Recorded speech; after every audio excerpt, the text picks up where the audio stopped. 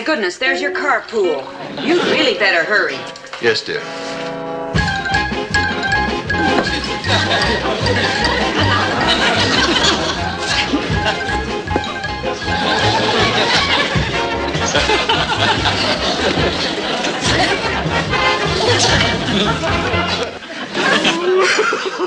Just like the old country. It does my heart good to see a man wolf his food. Well, goodbye, everybody. Bye. Goodbye, Lily. Will you be home from the parlor early, dear? Oh, well, today we're having our annual office party. Oh, well then, be careful. Those office parties can get a little wild. Oh, you don't have to worry about me, dear. I'm no water cooler Casanova. As a matter of fact, I'm so square that I understand some of the secretaries are starting to refer to me as Herman the Cube. Well, come home as soon as you can. Yep. I'll be home at least by 6:30. Goodbye, all. Bye. You think Munsters' wife will let him stay for the office party tonight? Well, we told him it would be over by 6:30. That way she'll let him go. Yeah, but it won't really get going till 9. That old Herman will be lucky if he gets home by midnight. Shh. Here he comes.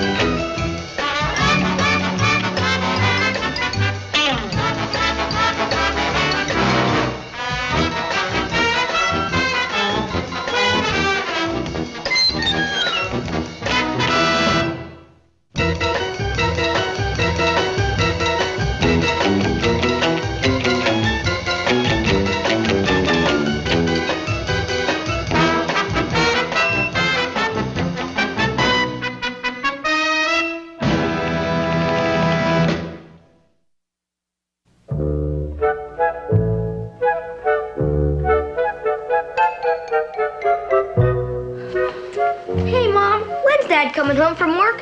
He wasn't here for supper or anything.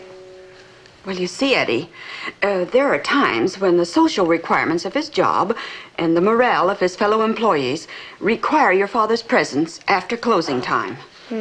Another office party, huh? Well, something like that.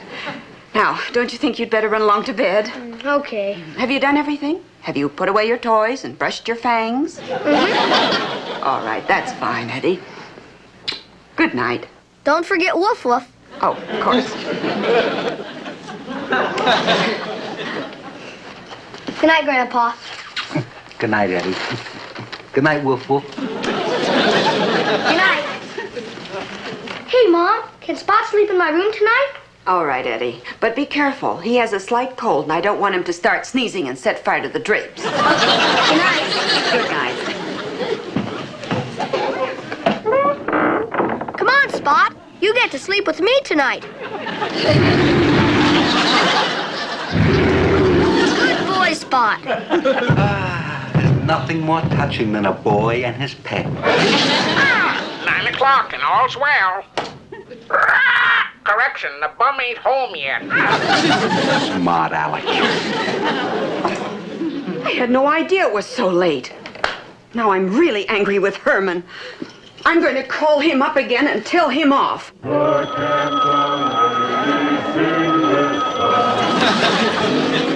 Hello? This is Lily. What do you mean, Lily who? This is your wife. Oh, Lily. I'm glad you called, dear. Do you know the lyrics to the second chorus of Shortening Bread? Do-da, do-da. Herman Munster, I have had enough of this. You come home right this... Mo do-da day. Now, what was that, Lily? Come on, Come back, Hermie, baby. Coming, Miss Havisham. What was that, dear? Lily? Lily! Guess we were cut off. Say, do you fellas know Moonlight on the Ganges? Grandpa, I'm not going to wait around here any longer. If that cornball Caruso calls back, you tell him I've gone to bed. Oh, I'm so mad I could chew nails. Hey, Lily, be my guest. Thank you.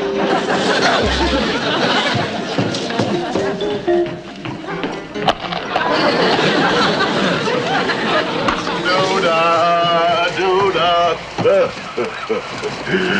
Camptown races, do-da-do. Do-do-do-do-do-da-do.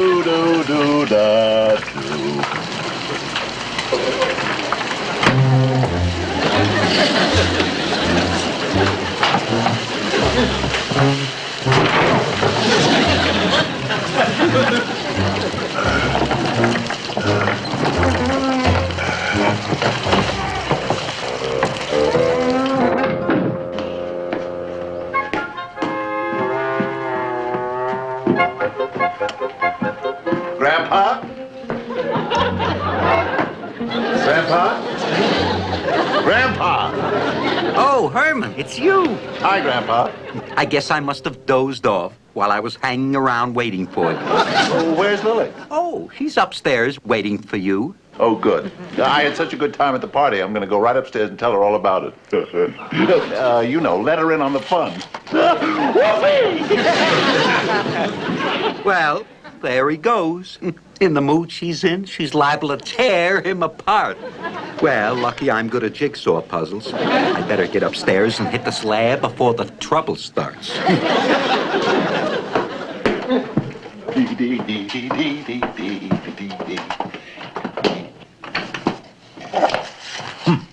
That's funny. The door must be stuck. Lily?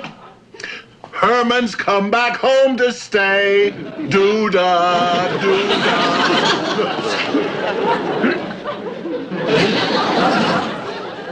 Guess she's not in there. She's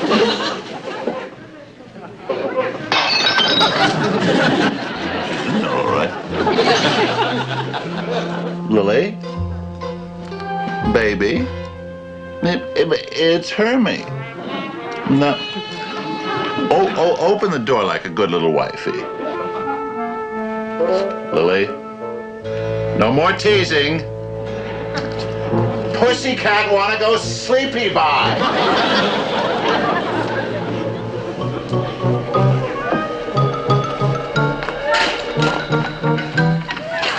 Well, Pussycat can just go sleepy by on the living room couch.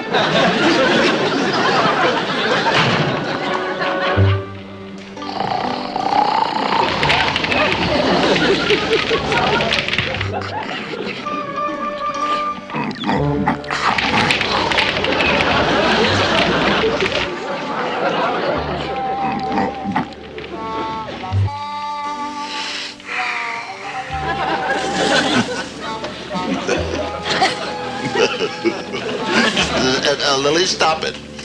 No matter what you do, I'm not coming upstairs. Lily. Oh.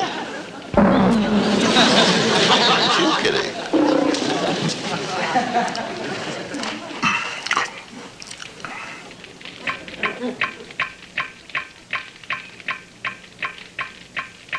What's that? It's that leaky faucet in the kitchen. I'll just ignore it.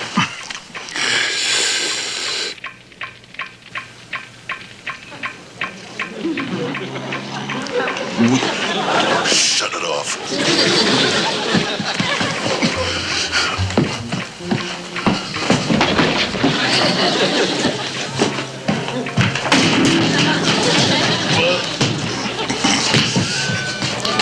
Better light a match.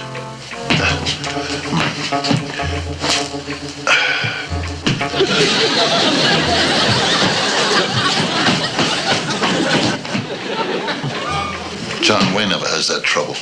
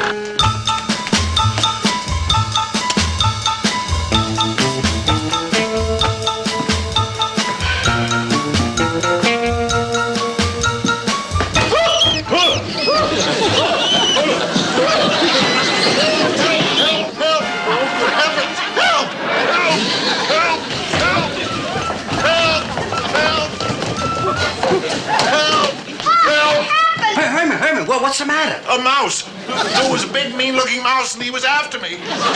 Herman, will you come down from there? Come down. He made a face at me, and he showed his teeth and everything. Herman, look, he's all gone. Will you please go to sleep and don't worry about anything? Don't be scared, Pa.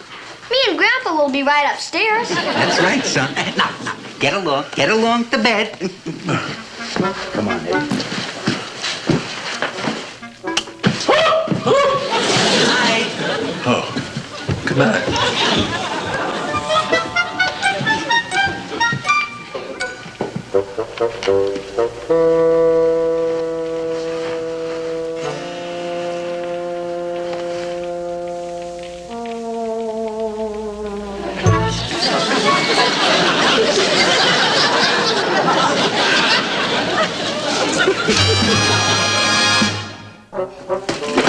Oh, where is everybody? Everybody's had breakfast and gone off to school. Oh, Grandpa, would you mind telling me why this person is sitting at my table? I'm waiting for breakfast. Would you tell this person that everybody who was going to get breakfast already had breakfast? Lily, I'm hungry. As husband, father, and head of the household, I demand breakfast.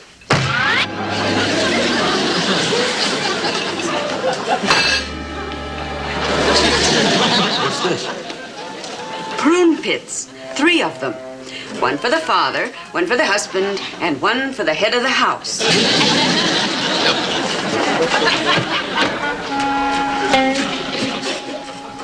Grandpa, what am I going to do? I can't spend the rest of my married life sleeping on the couch and eating prune pits. Herman, if you give in now, she'll have the upper hand forever. But if you hold out, she'll come around. That's the way to handle women.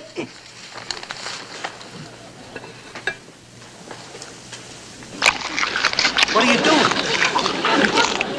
Well, just in case she doesn't come around, I'm going to get used to eating prune pits.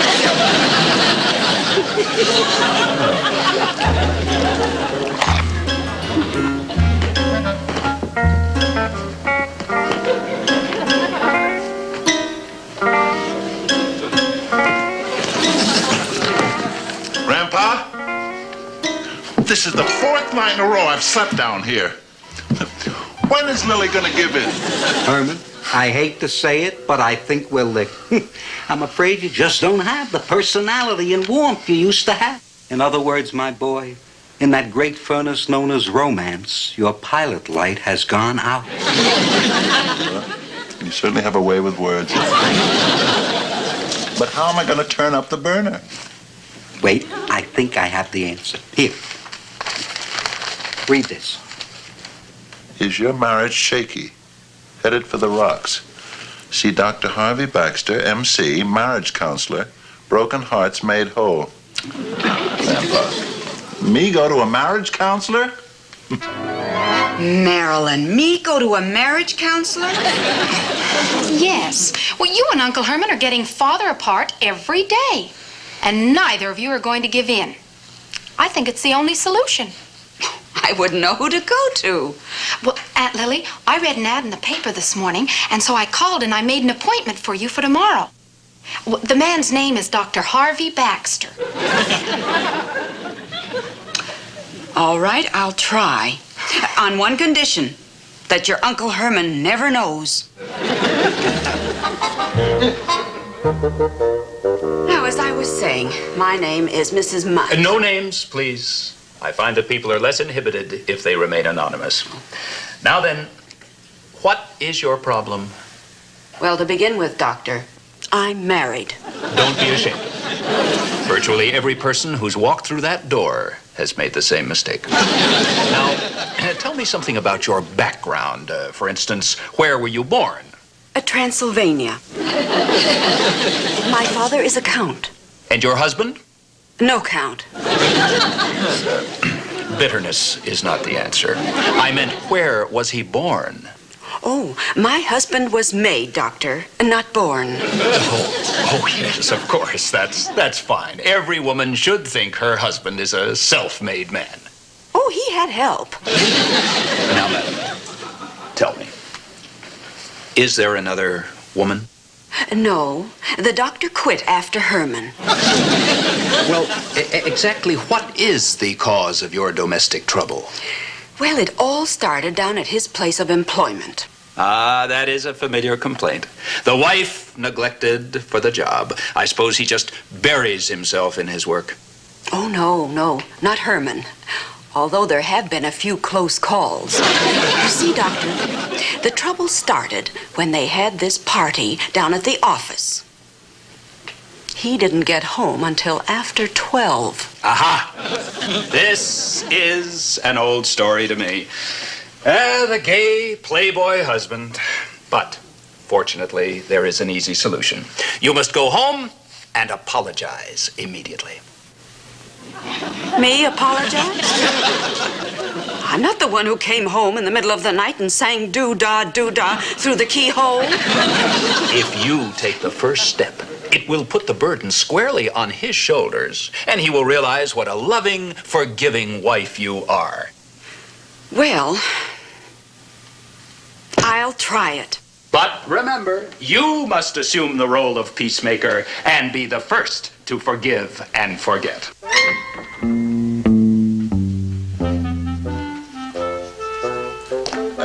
Doctor, I think your secretary is taking a sunbath. She jumped out the window and ran up the fire escape to the roof. Good heavens, man, what happened to you?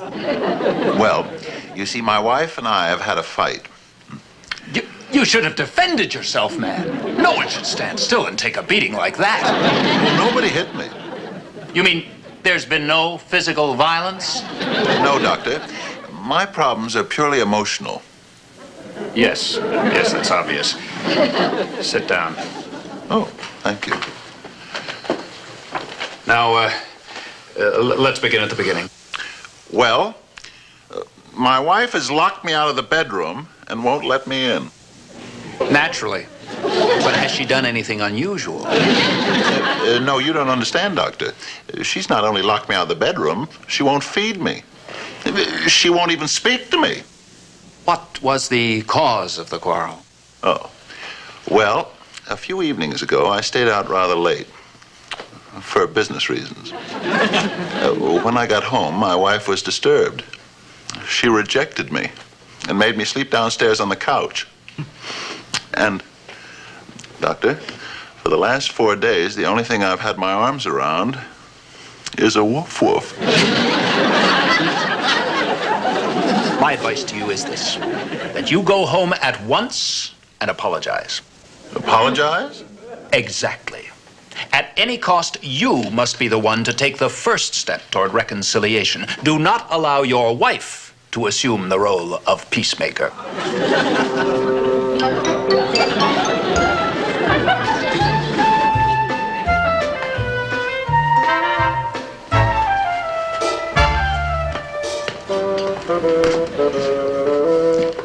Lily, I want to talk to you. And I want to talk to you too, darling. There's something I want to tell you, dear. Oh, I'd be glad to listen, but I want to tell you something first. Lily, dear, if you don't mind, could I tell you what I want to tell you before you tell me what you want to tell me? No, dear, you let me go first, because what I have to say will save our marriage. Lily, if anyone's going to save our marriage, I'm going to save our marriage. Oh, no, you're not. Lily, all I'm trying to do is say I'm sorry and apologize. You apologize? But you can't apologize to me before I have a chance to apologize to you. Lily, all I want to be is the peacemaker. You, the peacemaker? Oh, you big dummy. I'm going to be the peacemaker, so get that through your thick head. Lily, will you pipe down while I'm trying to be sweet and apologize? That does it. I'm not going to sit around here and be apologized to by a poor, insensitive oaf. Lily! Lily! Lily! Lily! I'm sleeping in our bed tonight. I am. Fiddlesticks!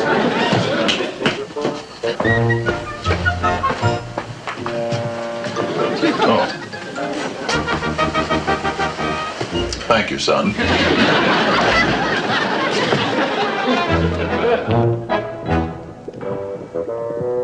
Oh, Grandpa, why do you keep fooling around with that when we have such a serious problem on our hands? Because, my dear, this is going to solve the problem. This is a formula for instant measles. Wait a minute. Who's going to have the measles? You are. Hey, but they're synthetic. No fever, no scratching. Just two happy parents reunited. Da-da-da, la-da. Okay, Eddie, there you go. You mean I have to drink this stuff? Drink it? What do you mean, drink it?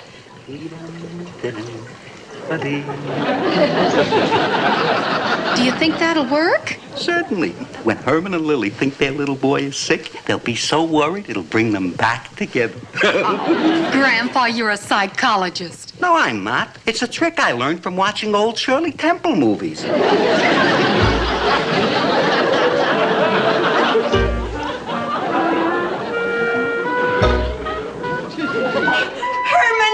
Herman, come quickly. It's Eddie. Coming, dear. Coming. Lily! Lily, what is it? Oh, I brought him in here, Herman. Look! Now, Lily, dear, don't panic. Herman's here. We'll think of something together. Oh, but look at his face.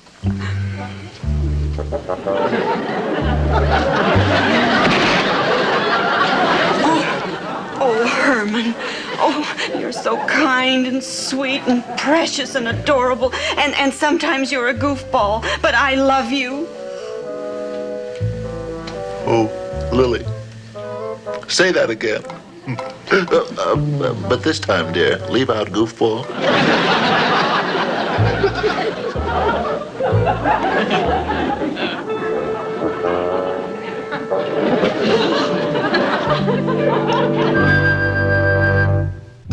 It is wonderful. 1 minute alone with Grandpa, and his measles disappeared. Not one single mark on that sweet little face. Oh, it's miraculous. No, Lily, I understand it perfectly. Eddie's measles were psychosomatic, the result of worrying about us quarreling. Well, he'll never have to worry about that again, will he, pussycat? Never. No more office parties for me. From now on, I'm having all my fun right here at home.